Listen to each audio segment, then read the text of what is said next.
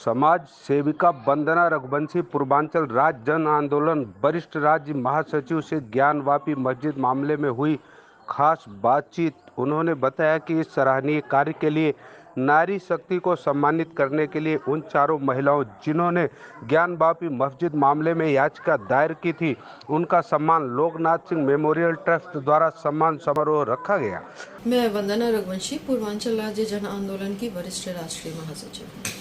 Ma'am, ये ज्ञानवापी का मामला जो कि सामने आया है और उसमें साक्ष्य रूप में भगवान शिवलिंग मिली, भोलेनाथ की शिवलिंग मिली है। लोगों का कहना है कि ये मुस्लिम पक्ष का कहना है कि 1991 का जो एक्ट है उसके तहत जो जहाँ पे बना है वो वहीं पे रहेगा। इस पे आपका क्या कहना है? देखिए, सच्चाई से सभी लोग अवगत हैं, वो चाहे पक्ष हो चाहे विपक्ष हो। कसौटी पर तो अब न्यायालय है, न्यायाधीश है। और जहाँ तक 1991 के एक्ट की बात है तो नज़ीर पहले से मौजूद है। सर्वोच्च न्यायालय के खिलाफ SC/ST एक्ट 2018 उसमें संशोधन अधिनियम ला करके उसमें संशोधन किया गया है। तो हम अपने मान सम्मान के लिए, अपनी प्रतिष्ठा के लिए और अपनी सच्चाई के लिए हम पुनः उसको नजीर स्वरूप लेकर के 1991 एक्ट को संशोधित कर सकते हैं। ये कोई बड़ी बात नहीं है। तो मैम, मतलब कि वहाँ पे मंदिर बनना चाहिए, श्रृंगार गौरी का जो मांग थी इन चारों महिलाओं की वो होना चाहिए हिंदू पक्ष में? बिल्कुल होना चाहिए। 100% सभी सहमत हैं इस मांग से कि वहाँ पूर्ववत सारी चीजें होनी चाहिए।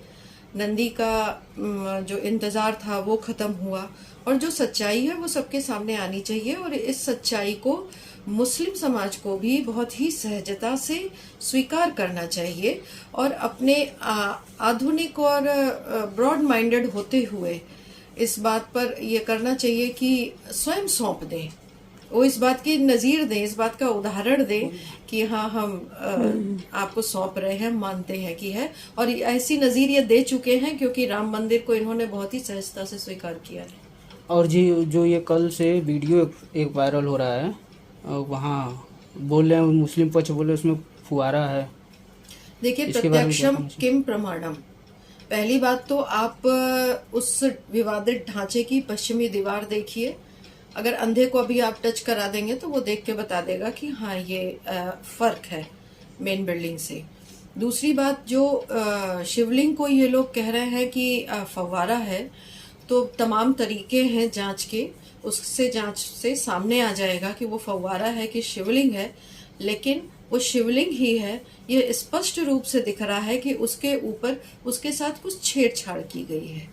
मैम, अयोध्या मामले में तो कहा गया कि एक्ट उसमें नहीं लगाया गया 1991, क्योंकि वो एक्ट से पहले ही मैम, अयोध्या मामले में तो कहा गया कि एक्ट उसमें नहीं लगाया गया 1991, क्योंकि वो एक्ट से पहले ही चल रहा था वो केस, और इसमें मुस्लिम पक्ष जरूर इस एक्ट का फायदा उठाना चाहता है। हाँ, फायदा उठाना चाहते हैं, लेकिन तमाम तरीके उपलब्ध हैं सरकार के पास अपने सनातन धर्म को पुनः उसके उसी सम्मान पर प्रतिष्ठापित करने के लिए।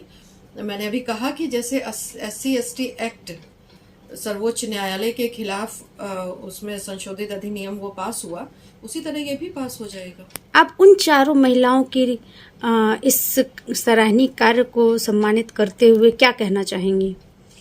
मैं तो लगातार उस पर पोस्ट डाल रही हूँ, लोगों को अवेयर कर रही हूँ कि देखिए, ये होती है नारी शक्ति, और इसी को कहते हैं सशक्तिकरण, जो कि विचारों से और अपनी सोच से आधुनिक हो और सशक्त हो।